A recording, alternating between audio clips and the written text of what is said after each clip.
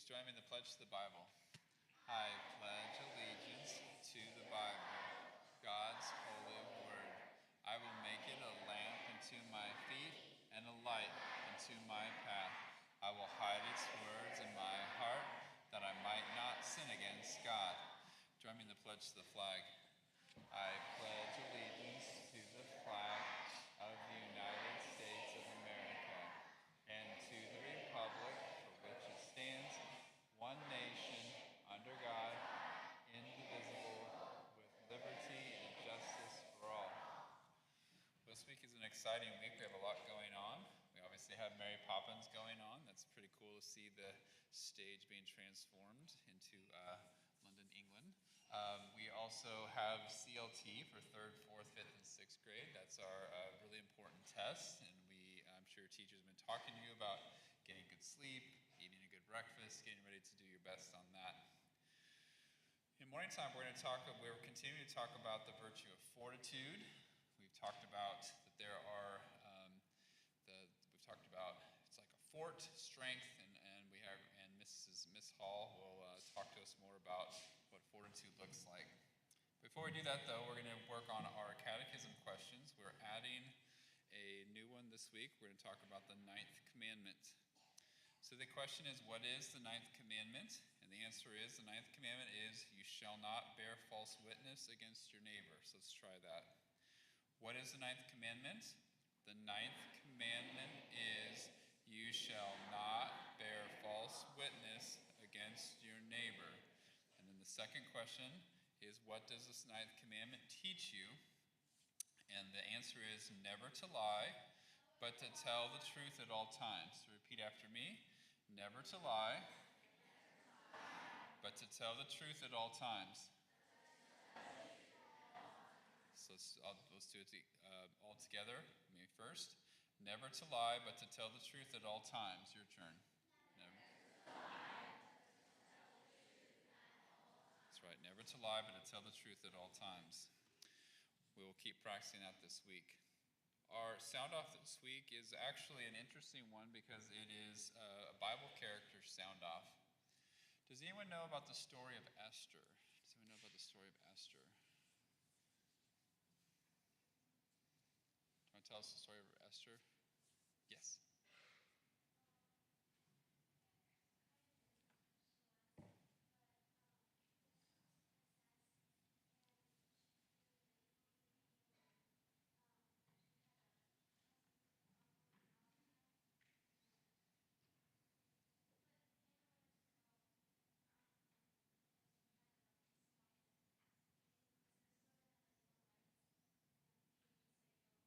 Right.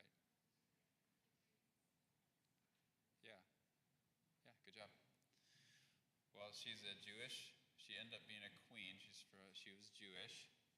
The people of Israel were taken in captivity. They were in Persia at the time, and they were under a different king. And back then, the women had no rights or privileges except for what was granted to them by the king. She got promoted to be a queen, and there was an evil person in the kingdom named Haman. He was trying to kill and destroy all the Jews in that time. And she heard about the plot, and she had to go to the king, and she wanted to tell the king of this horrible thing that he was going to do. But if the king didn't recognize her, she would be the one that would end up dying. So our sound off this week is when they're having this conversation and she's deciding what to do, I'll say, Esther said, and you'll say, if I perish, I perish. So let's first talk about, what does the word perish mean? If I perish, what does that mean, Logan? Die, right? So she knew this was a life or death decision. So I'll say Esther said, and you say, if I perish, I perish. Let's try it.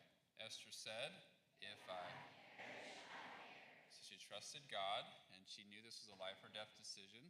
Obviously, God blessed her. The king heard about what was happening, and he instead punished Haman and destroyed him instead of allowing him to get his plot. This week, as I mentioned, we're continuing our talk about our virtue of fortitude, and let's welcome Mrs. Hall up as she talks about a different attribute of fortitude. So welcome her.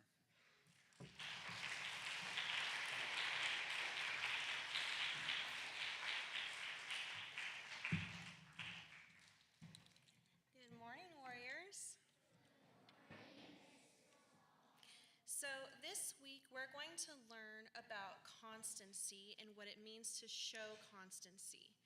The dictionary defines constancy as the quality of being unchanging or unwavering, as in purpose, love, or loyalty, firmness of mind, and faithfulness. Can anyone think of a word that constancy sounds like? Constancy. Carter? Constant, yeah. So constancy sounds very similar to constant because constancy comes from constant. If something is constant, then that means that it's unchanging no matter what. Think of a strong, flowing river. If you were to throw a log in the river, would it stop flowing? Probably not. What about a rock? What about 10 rocks? No, the river would not stop flowing. It would continue to flow regardless of what is thrown in its way. This can remind us of the virtue of fortitude that Mr. Lockyer touched on earlier. Can anyone remind me of what fortitude is? Fortitude? I'm sorry? Oh, okay. Yes. Strength, yes. So fortitude is standing firm and strong, having strength. So to show constancy, that means that you have to have those qualities too.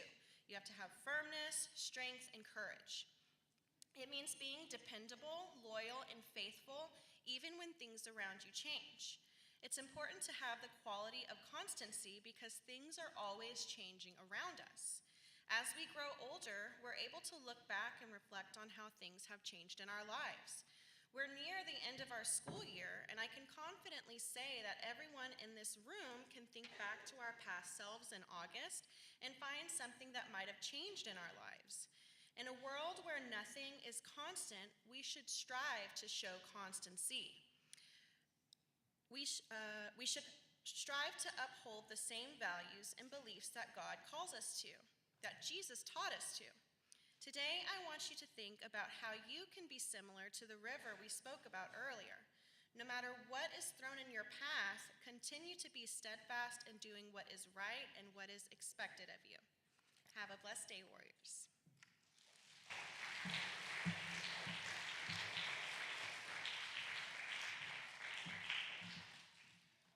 For the sake of time, we'll just do our closing song. Yes.